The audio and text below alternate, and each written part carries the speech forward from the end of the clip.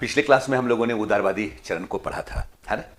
कांग्रेस के अधिवेशन को हम लोगों ने पढ़ा, उदारवादी चरण को पढ़ा, और उसी दौरान हम लोग ये बात कर रहे थे कि लगातार उदारवादियों के द्वारा विभिन्न कांग्रेस के अधिवेशन के जरिए ब्रिटिश सरकार के सामने यह मांग प्रस्तुत किया जा रहा था कि गवर्नर जनरल के एग्जीक्यूटिव काउंसिल में, लेजिस्लेटिव असेंबली में सुधार हो, भारतीय प्रतिनिधित्व मिले, भारत सचिव और उसके काउंसिल में भारतीय प्रतिनिधित्व हो, यह भी डिमांड हो रहा था। नमक कर के समापन का भी डिमांड था, भू राजस्व में नरमी की भी बात थी, आर्म्स एक्ट को समाप्त करने की भी बात की जा रही थी, या सिविल सेवा परीक्षा के संदर्भ में सुधार की डिमांड लगातार जारी थी। लेकिन ब्रिटिश सरकार इनके डिमांड के प्रति क्या रही? उदासीन रही। यही वजह था कि कांग्रेस में जो युवा पीढ़ी के लोग थे, या आप कह सकते हैं कांग्रेस का एक घटक, जिन्हें अब उदारवादियों की नीतियों से ऐतराज होने लगा, उनकी कार्य पद्धति से ऐतराज होने लगा, यानी उन्होंने अब उदारवादियों की आलोचना करनी शुरू कर दी। कहने का मतलब है कि कांग्रेस में ही एक नया घटक मुखर होना शुरू हो गया, जो उदारवादियों की कार्यशैली, रणनीति पर विश्वास नहीं करता था। क्या कहलाए? उग्रवादी कहलाए, है ना। इन्हीं उग्रवादियों में या एक्सट्रीमिस्ट लीडर्स में कौन? लाल बाल पाल की आप चर्चा करते हैं, लाजपत राय की बात करते हैं, बाल गंगाधर तिलक की बात करते हैं, और बिपिन चंद्र पाल की बात करते हैं। अन्य कई युवा पीढ़ी इसी श्रृंखला के नेता रहे हैं, जिसके अंतर्गत आप अरविंदो घोष की बात करते हैं, है ना। अब प्रश्न ये उठता है कि आखिर इनके लिए पृष्ठभूमि का निर्माण किसने किया? ये बिल्कुल नवीन विचारधारा से ओतप्रोत थे, ये संघर्ष में आस्था रखते थे, उदारवादियों के अनुनय विनय की नीति की आलोचना करने लगे, जनशक्ति, खुद की शक्ति पर विश्वास होने लगा, और यह लगने लगा कि हम अपनी आवश्यकता संबंधी जो भी डिमांड कर रहे हैं, या जो स्वशासन की बात हम कर रहे हैं, ये संघर्ष से संभव है, ये डिमांड से संभव नहीं है। तो आखिर इनके लिए पृष्ठभूमि का निर्माण किसने किया? किसके विचार से ये प्रभावित थे, है ना। तो याद कीजिए, आर्य समाज आंदोलन। आर्य समाज आंदोलन भारतीय संस्कृति को तरजीह देता है। जब आपने दयानंद सरस्वती को पढ़ा होगा, गोरक्षा आंदोलन को पढ़ा होगा, वेदों की ओर लौट चलो की बात आपने पढ़ी होगी, पाखंड खंडनी पताका लहराई दयानंद सरस्वती ने आपने पढ़ा होगा। तो ये तमाम जो युवा पीढ़ी थी, ये दयानंद सरस्वती के विचार से प्रभावित थे, ये रामकृष्ण मिशन आंदोलन से ये लोग प्रभावित थे, ये थियोसॉफिकल सोसाइटी की विचारधारा से प्रभावित थे, ये प्रभावित थे बंकिम चंद्र चटर्जी की रचना से, ये प्रभावित थे आनंद मठ से। बंकिम चंद्र चटर्जी की ही एक कविता वंदे मातरम काफी लोकप्रिय हुई, उससे प्रभावित थे। तो ऐसे तमाम युवा पीढ़ी को ये तमाम जो विचारक थे, सुधारक थे, वो क्या कर रहे थे? प्रभावित कर रहे थे, इनकी रचनाएं प्रभावित कर रही थी। तब ये प्रश्न बनने लगता है कि आखिर क्या वजह है कि हम इन्हें उग्रवादी कहते हैं? उग्रवादी कहने के पीछे कुछ तो रीजन होगा। तो मोटे तौर पे तो आप लोग अब समझ सकते हैं कि ये ब्रिटिश शोषण के कट्टर विरोधी थे, क्योंकि लगातार ब्रिटिश के द्वारा भारतीय संसाधन का दोहन चल रहा था। जैसा कि आपने पढ़ा, पहली बार दादा भाई नेहरू ने ही इस सिद्धांत का उद्घाटन किया, poverty and British rule in India में, और यह बताया कि कैसे भारत के धन का निर्गमन ब्रिटेन की ओर हो रहा है, और कैसे भारतीय हर मोर्चे पे गरीब बनते जा रहे हैं। नेहरू जी ने स्पष्ट तौर पे कहा था कि ब्रिटिश ने हमें हर तरह से सिर्फ गरीबी देने का काम किया है, गरीब बनाने का काम किया है। और ब्रिटिश व्यवस्था की तुलना वो चीनी की चाकू से करते हैं, जिसमें अत्याचार भी नहीं दिखता है, वो चिकना भी दिखता है और मीठा भी दिखता है, लेकिन है तो चाकू, जैसा कि दादा भाई नेहरू जी ने कहा। तो ये, लेकिन फिर भी उदारवादी क्या थे? पूंजीवादी मॉडल में विश्वास रखते थे। लेकिन ये जो युवा पीढ़ी थी, ये ब्रिटिश शोषण का क्या थी? कट्टर विरोधी थी। साथ ही साथ अगर देखें तो उदारवादियों की कार्यशैली से इन्हें ऐतराज था। ये उदारवादियों के 3 दिन के वार्षिक अधिवेशन को क्या कहते हैं? छुट्टियों का मनोरंजन कहते हैं, ठीक है। ये कहते हैं कि वर्ष में क्या 3 दिन टर्राने से स्वतंत्रता आ जाएगी, यानी 3 दिनों के अधिवेशन को भी ये क्या कहते हैं? ये पार्ट टाइम जॉब कहते हैं, और कहते हैं कि इतने कम समय की एक्टिविटी के आधार पे भारत में राष्ट्रवादी प्रवृत्ति का क्या प्रचार होगा, ठीक है। यानी कार्यशैली से ऐतराज है, उनकी रणनीति से ऐतराज है, उनकी सोच से ऐतराज थी। इसलिए इन्हें क्या कहा गया? उग्रवादी कहा गया, है ना। जहां आप देखते क्या है कि उदारवादियों को ब्रिटिश भलमनसाहत में विश्वास था। उनका यह मानना था कि आज न कल ब्रिटिश हमारी समस्याओं को समझेंगे और हमारे मांग को पूरा करेंगे। लेकिन इन्हें ब्रिटिश भलमनसाहत से क्या था? ऐतराज था, विश्वास नहीं था। ये ब्रिटिश के वास्तविक चरित्र से वाकिफ थे और ये जानते थे कि हमें ब्रिटिश मार्गदर्शन में अपना डेवलपमेंट नहीं करना है। हमारा मार्गदर्शन क्या होगा? हमारा खुद का मार्गदर्शन होगा। इन्हें अपने आप पर विश्वास था, जनता की शक्ति पर विश्वास था। ये जनता को अपने पक्ष में गोलबंद करके ब्रिटिश सत्ता के अगेंस्ट एक बड़ी चुनौती पेश करना चाहते थे। एक बड़ा जन आंदोलन के क्या थे? ये पक्षधर थे। यही वजह था इन्हें क्या कहा गया? उग्रवादी कहा गया। ठीक है, जहां उदारवादी प्रशासनिक व्यवस्था में सुधार चाहते थे, उनका उद्देश्य कोई क्रांति करना नहीं था, उनका उद्देश्य कोई बड़ा जन आंदोलन क्रिएट करना नहीं था। उन्हें लगता था कि भाई ब्रिटिश सरकार के समक्ष हम अपनी मांग को प्रस्तुत करते रहेंगे तो आज न कल ब्रिटिश हमारी मांग को पूरा करेंगे। ब्रिटिश भलमनसाहत पर क्या था? विश्वास था। वो स्वतंत्रता की हिमायती भी नहीं थे। ब्रिटिश व्यवस्था में वो सुधार चाहते थे, लेकिन ये युवा पीढ़ी ये ब्रिटिश व्यवस्था में सुधार का पक्षधर नहीं थी, बल्कि ये स्वतंत्रता का हिमायती थी। ये जानते थे कि संघर्ष के आधार पर स्वतंत्रता की प्राप्ति होगी। इसीलिए प्रत्यक्ष राजनीतिक कार्यवाही में इन्हें क्या था? विश्वास था। और यही वजह था कि ये उदारवादियों की कार्यशैली की आलोचना करते हैं और नई विचारधारा को स्थापित करने की कोशिश करते हैं। जनता की शक्ति में विश्वास है, इसलिए ये चाहते हैं किसानों को, मजदूरों को एकजुट करना और ब्रिटिश सरकार के अगेंस्ट एक बड़े जन आंदोलन को क्रिएट करना। यही वजह था कि इन्हें क्या कहा गया? इन्हें उग्रवादी कहा गया। समझ सकते? अब अगर देखा जाए तो 1885 से लेकर 1904-5 का दौर ये उदारवादी फेज है। लेकिन 1905 के दौरान ही आप देखते क्या है, कांग्रेस के अंतर्गत एक ऐसे घटक का डेवलपमेंट हुआ जिसे उदारवादियों की कार्यशैली से ऐतराज था। क्या कहलाए? उग्रवादी कहलाए। तो यह प्रश्न बनता है कि ऐसा क्या फैक्टर था जिसके कारण ये नवीन विचारधारा से जुड़ना चाहते, जिसके कारण उदारवादी विचारधारा की ये आलोचना करते हैं? कुछ तो ऐसा उत्तरदायी फैक्टर रहा होगा, नहीं? आप लोगों ने पढ़ा होगा। एक तो बिल्कुल स्पष्ट है कि नरमपंथी नेतृत्व के प्रति असंतोष उभर रहा था। 1885 से लेकर 1904-5 तक लगातार कांग्रेस का अधिवेशन होता रहा और उदारवादी नेताओं के द्वारा लगातार अपने पक्ष में कई प्रकार की मांगे प्रस्तुत की गई, लेकिन ब्रिटिश हुकूमत कभी उनके डिमांड को मानी नहीं। आपने यहां तक भी पढ़ा होगा कि ये डिमांड कर रहे थे नमक कर को समाप्त किया जाए, लेकिन ब्रिटिश हुकूमत ने नमक कर को क्या किया? बढ़ा दिया। नहीं, आय कर जिसका समापन हो चुका था, पुनः आय कर को स्थापित कर दिया गया। यानी इनके एक भी डिमांड को पूरा नहीं किया गया। यही वजह था कि कांग्रेस के अंतर्गत जो भी युवा पीढ़ी थी, उन्हें इनके कार्यशैली से क्या था? ऐतराज था। इसी असंतोष ने क्या किया? उग्रवादी नेतृत्व को क्रिएट किया, कह सकते। दूसरी बात अगर आप देखें तो सरकार से लगातार उदारवादी चरण का लीडर सुधार का डिमांड कर रहा था। गवर्नर जनरल की लेजिस्लेटिव असेंबली में भारतीयों को प्रतिनिधित्व मिले, गवर्नर जनरल के एग्जीक्यूटिव काउंसिल में, भारत सचिव के उसके काउंसिल में भारतीय प्रतिनिधित्व मिले, लेकिन ब्रिटिश सरकार ने इनकी एक भी नहीं सुनी। यानी सुधार की डिमांड की उपेक्षा की गई। यहां तक कि 1892 में जो इंडिया काउंसिल एक्ट आया, जिससे उम्मीद थी कि कुछ सुधार होगा, और आपने पढ़ा भी होगा कि इसमें गैर सरकारी सदस्यों की संख्या बढ़ाई गई। लेजिस्लेटिव काउंसिल में गैर सरकारी सदस्यों को बजट पर बोलने का राइट भी दिया गया, लेकिन वोटिंग राइट नहीं दिया गया। यानी जो सुधार अपेक्षित था, वो अपेक्षित सुधार 1892 के इंडिया काउंसिल एक्ट में देखने को नहीं मिलता है। इसके कारण भी असंतोष था। साथ ही साथ अगर आप बात करें तो याद कीजिए 1899 कलकत्ता नगर निगम में भारतीय सदस्यों की संख्या को क्या किया गया? कम कर दिया गया। यानी एक रणनीति के तहत ऐसी एक्टिविटी की गई जिसके कारण क्या था? युवा पीढ़ी के नेताओं में असंतोष था। साथ ही साथ आप देख सकते हैं कर्जन की प्रतिक्रियावादी नीति।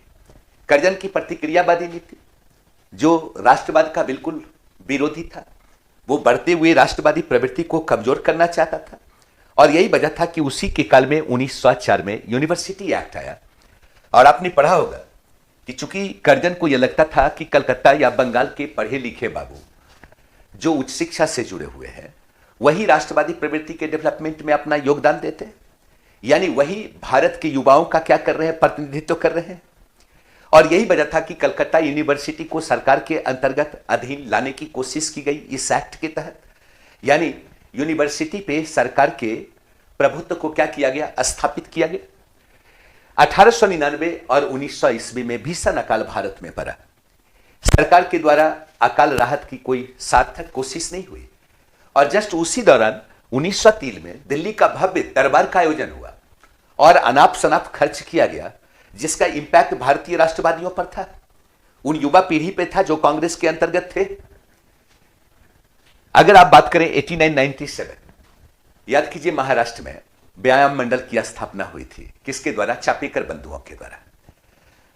और चापेकर बंधु ने पूना के प्लेग कमिश्नर की हत्या कर दी थी और इस विरोध को तिलक ने मराठा और केसरी के जरिए क्या किया, प्रसारित किया था।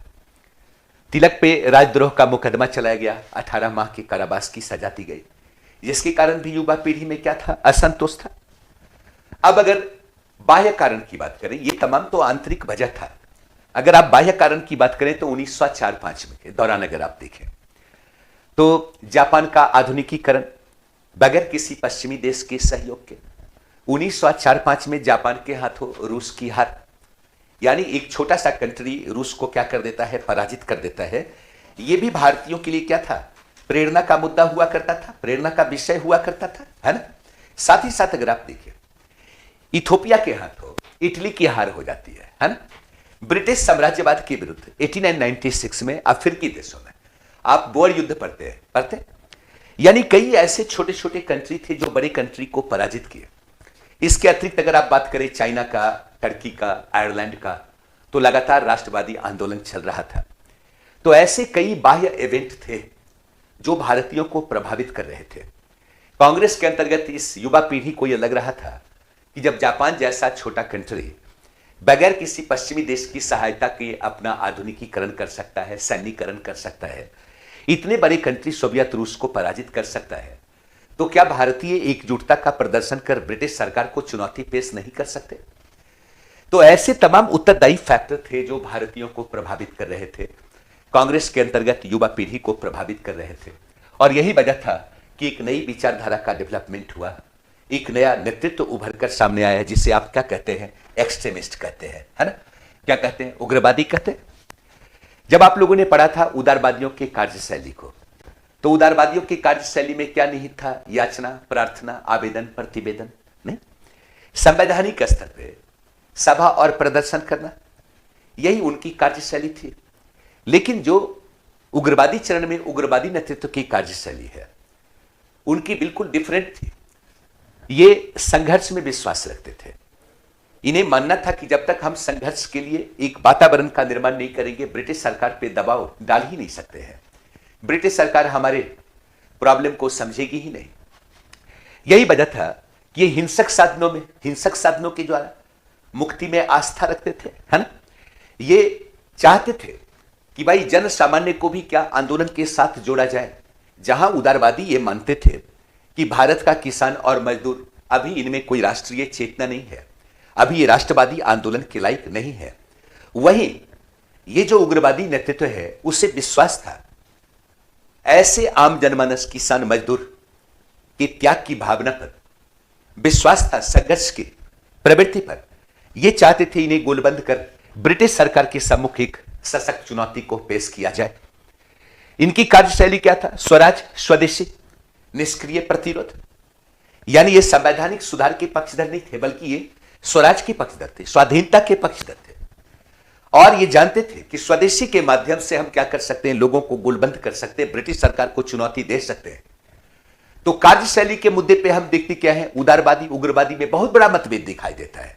यद्यपि उद्देश्य के मुद्दे पे कोई बड़ा अंतर नहीं है, दोनों राष्ट्रवादी हैं, दोनों का उद्देश्य जो है ब्रिटिश राज का समापन है। लेकिन ब्रिटिश राज के प्रति सोच, ब्रिटिश राज के अगेंस्ट आंदोलन क्या तौर तरीका, इस मुद्दे पे दोनों में क्या है, अलगाव है। ठीक है। अब अगर आप नेक्स्ट देखें तो आखिर इनकी कोई ऐसी एक्टिविटी, जब हम इसे आगे पढ़ेंगे तो नेक्स्ट चैप्टर्स जब पढ़ना शुरू करेंगे, वहां पे आपके prelim point of view, mains point of view से बहुत अच्छा एरिया आपको कवर करने को मिलेगा। क्योंकि मत भिन्नता तो है, इसके बावजूद आपने सुना होगा कर्जन की प्रतिक्रियावादी नीति की जब मैं बात कर रहा था कि उत्तरदायी फैक्टर था, जिसके अंतर्गत वो क्या किया, यूनिवर्सिटी एक्ट लाया, बंगाल विभाजन की उसने घोषणा कर दी थी कर्जन ने। चूंकि उसे लगता था कि बंगाल राष्ट्रवाद का गढ़ है, अगर राष्ट्रवादी भावना को कमजोर करना है तो बंगाल को विभाजित कर दिया जाए, और कर्जन ने यही कार्य किया, बंगाल को 2 पार्ट में विभाजित कर दिया। जबकि यह विभाजन बहुत तार्किक नहीं था, ये विभाजन अगर कहा जाए तो बिल्कुल सांप्रदायिक स्तर पे था। वो फूट डालो और राज करो की नीति को अंजाम देना चाहता था, और वो चाहता था कि दोनों ही बंगाल में बंगाली क्या हो, अल्पसंख्यक हो, ताकि राष्ट्रवादी भावना क्या हो, कमजोर हो जाए। ये कर्जन की प्रतिक्रियावादी नीति थी जो युवा पीढ़ी को प्रभावित कर रही थी। लेकिन आपने सुना होगा 1905 जब बंगाल का विभाजन होता है, और जब बंगाल का विभाजन होता है तो कलकत्ता के टाउन हॉल में यह निर्णय लिया गया कि भाई हम इस बंगाल विभाजन का क्या करेंगे, विरोध करेंगे। और आपको पता होगा कि उदारवादी और उग्रवादी दोनों की विचारधारा इस मुद्दे पे बिल्कुल अलग थी। क्योंकि जो उदारवादी थे वो बंगाल विभाजन बंगाल का मुद्दा मानते थे और बंगाल के स्तर पे आंदोलन करना चाहते थे, जबकि जो उग्रवादी थे वो कहते थे नहीं, ये भारत का मुद्दा है, हम आंदोलन पूरे भारत में करेंगे। जहां उदारवादी सीमित बहिष्कार के पक्षधर थे, वहीं उग्रवादी समस्त बहिष्कार के पक्षधर थे। हर स्तर पे हम ब्रिटिश सरकार का क्या करेंगे, बहिष्कार करेंगे। वैचारिक स्तर पे दोनों में मत भिन्नता थी। इसके बावजूद चूंकि ये राष्ट्रीय मुद्दा था, इसलिए उग्रवादी उदारवादी दोनों एक मंच पर आते हैं, रणनीति बनाते हैं, संघर्ष करते हैं। लेकिन यही विरोधाभास बाद में क्या होता है, कांग्रेस की फूट का कारण बनता है। और 1907 में क्या होता है, कांग्रेस 2 पार्ट में डिवाइड हो जाता है। सूरत की फूट आप लोग पढ़ते होंगे। तो आगे जब हम इसका एक्सटेंशन पढ़ेंगे तो वहां से आप देखिएगा कि क्या क्वेश्चन की संख्या भी ज्यादा होती, और तब जब मैं बात करूंगा तो क्वेश्चन के आधार पे ही बात करूंगा जो आपके लिए यूजफुल होगा। लेकिन उसे जानने के लिए, उसे पढ़ने के लिए उग्रवादी चरण को भी जानना जरूरी है। और तब आप देखते क्या है कि जो क्या कहा जाता है कि 1893 1896 में, याद कीजिए, तिलक ने राष्ट्रवाद के प्रचार के लिए 1893 में गणपति महोत्सव की शुरुआत कर दी थी। 1896 में शिवाजी महोत्सव का आयोजन किया है ना, क्यों, युवाओं को प्रोत्साहित करने के लिए, एकता को स्थापित करने के लिए। ठीक है। अरविंद घोष ने इंदु प्रकाश के लेखों की एक श्रृंखला प्रकाशित की थी जिसका नाम क्या था, न्यू लॉ फॉर ओल्ड। इसमें इन्होंने क्या किया था, उदारवादी नेतृत्व की एकदम क्रमबद्ध आलोचना प्रस्तुत की। ठीक है। साथ ही साथ आप देखते हैं कि उसी दौरान तिलक ने महाराष्ट्र क्षेत्र में किसानों को कर नाफरमानी के लिए प्रिपेयर किया कि भाई किसान सरकार को टैक्स नहीं देंगे। 1893 से 1900 के बीच अगर देखिए तो लाला लाजपत राय, जो उदारवादी विचारधारा से बिल्कुल अलग सोच रखते थे, कांग्रेस की अधिवेशन में शामिल होना उन्होंने बंद कर दिया। ठीक है। तिलक ने अपनी पत्रिका क्या, मराठा और केसरी के माध्यम से क्या किया, आत्मनिर्भरता और संघर्ष का क्या किया, प्रचार प्रसार किया। यानी उग्रवादी नेतृत्व की कार्यशैली इस रूप में रही है कि ये चाहते थे कि जन सामान्य की भागीदारी के स्तर पे एक सशक्त प्रतिरोध को क्रिएट किया जाए। ठीक है। और ये अलग बात है कि जब हम मेंस पॉइंट ऑफ व्यू से इसको पढ़ेंगे, जब हम इसकी आलोचना करेंगे, तब हम देखेंगे कि इनकी विचारधारा तत्कालीन भारतीय युवाओं को प्रभावित कर रही थी, प्रेरित भी कर रही थी। लेकिन यह भी वास्तविक राष्ट्रवाद को लाने में असफल रहे। ये जन सामान्य को अपने साथ कैसे जोड़ेंगे, किसानों को अपने साथ कैसे जोड़ेंगे, मजदूरों को अपने साथ कैसे जोड़ेंगे, इसके लिए इनके पास कोई प्रोग्राम नहीं था। साथ ही साथ ये भी देखते, किसानों को अगर अपने पक्ष में लाना था तो किसानों के लिए कोई सशक्त कार्यक्रम का आयोजन होना था। ऐसा भी कोई कार्य इन लोगों ने नहीं किया। कहने का मतलब है कि ये भी वास्तविक राष्ट्रवाद को लाने में असफल ही रहे। युवा पीढ़ी को चूंकि इनसे बहुत विश्वास था, और जब स्वदेशी बहिष्कार आंदोलन फेल्योर हुआ, 1907 में कांग्रेस की फूट पड़ गई, तो वैसे ही हतोत्साहित युवाओं ने क्या किया, बम पिस्तौल का सहारा लिया। और तब आप देखते क्या है, भारत में क्रांतिकारी आतंकवादी आंदोलन का फर्स्ट फेज शुरू हो जाता है। तो आगे जो हम पढ़ेंगे, बंगाल विभाजन, स्वदेशी बहिष्कार आंदोलन या कांग्रेस की फूट, इसके लिए जरूरी था कि हम उदारवादी फेज को जाने, उग्रवादी फेज को जाने। ठीक है। जो नेक्स्ट क्लास अब कल से शुरू होगा, बंगाल विभाजन, स्वदेशी बहिष्कार आंदोलन और सूरत की फूट, अब वहां से हम लोग बात जब करेंगे बिल्कुल क्वेश्चन आंसर फॉर्म में बात करेंगे, ताकि कम टाइम में ज्यादा से ज्यादा आप कवर कर पाए। ठीक है। थैंक यू, धन्यवाद।